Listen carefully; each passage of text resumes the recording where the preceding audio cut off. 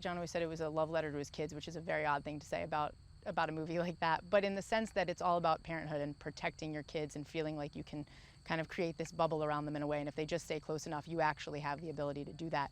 I think the second film is sort of a graduation of that idea, in the sense that our family is forced to move on from this safe haven that they've created, from this home that they have, and when they step out into the world, both literally and figuratively, that's exactly what they're doing. And with Dad gone now, he's sort of passed the torch in some way to his daughter and to the whole family, but particularly to Regan, who I think takes on that responsibility. And if the first one was sort of about protecting your family, then the second one is about the hope and sort of future that lies in the hands of the children.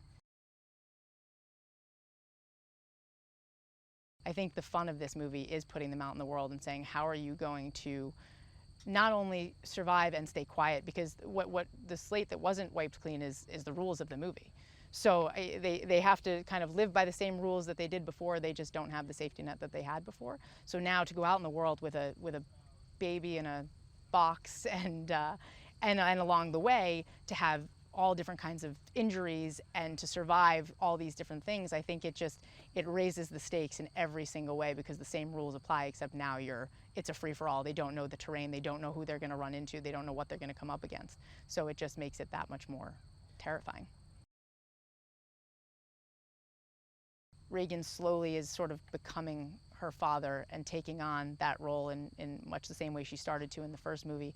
And so I think she's this incredibly resilient character who, as much as she, I think, struggles with the guilt and with everything that's happened in the past, now I think realizes that she has an opportunity. She literally is the future. So she has the opportunity to go out there and do on a much larger scale what Lee Abbott did for the family in a smaller way.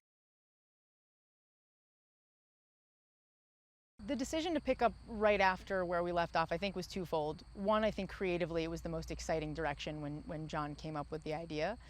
I also think that it's much more challenging, or I think it can be much more challenging to say, okay, if we're literally making this part two, it's the chapter of a larger story and we're picking up right where we left off.